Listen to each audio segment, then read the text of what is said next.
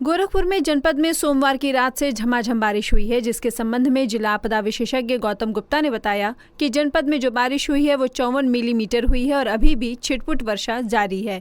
अभी भी आगामी दिनों में वर्षा होती रहेगी। बारिश की वजह से लगातार नदियों का जलस्तर बढ़ रहा है। राप्ती नदी का जलस्तर लगातार बढ़ रहा है, लेकिन अभी खतरे के निशान से नीचे है। लेकिन 2 दिनों में जलस्तर और बढ़ने वाला है, इसलिए नदियों के किनारे रहने वाले लोग नदियों के किनारे न जाएं और बच्चों का विशेष रूप से ध्यान रखें। अभी बारिश आगे जारी रहेगी।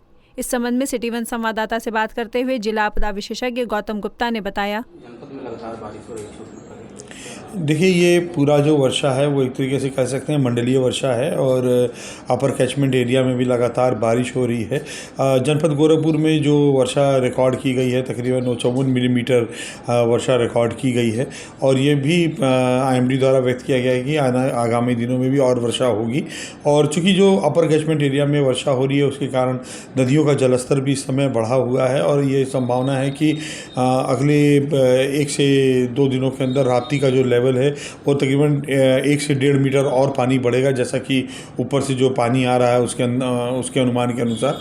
तो ये एक बड़ा इम्पॉर्टेंट इशू है कि नदियों के जो जल स्तर बढ़ रहे हैं इस पर विशेष रूप से आपदा कंट्रोल रूम द्वारा उसकी निगरानी की जा रही है। और आपके चैनल के माध्यम से मैं ये अनुरोध करना चाहूँगा कि बच्चों का विशेष रूप से ध्यान दें, क्योंकि बच्चे प्रायः जब नदी का जल स्तर बढ़ता है तो जल क्रीड़ा इत्यादि करने चले जाते हैं, तो उसमें ये संभावना रहती है कि डूबने की घटनाएँ घटित हो सकती हैं।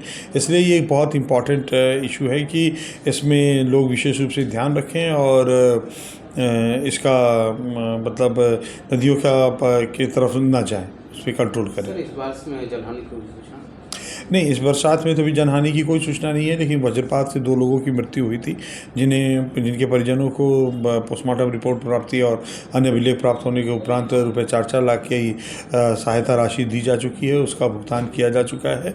और अभी कल एक बच्चे की डूबने से मृत्यु की सूचना प्राप्त हुई थी, जिसकी अभी रिपोर्ट्स वगैरह इत्यादि आने बाकी हैं। तो जैसे उसकी भी रिपोर्ट्स आ जाते हैं तो उसके अनुसार आगे की कार्रवाई सुनिश्चित की जाएगी।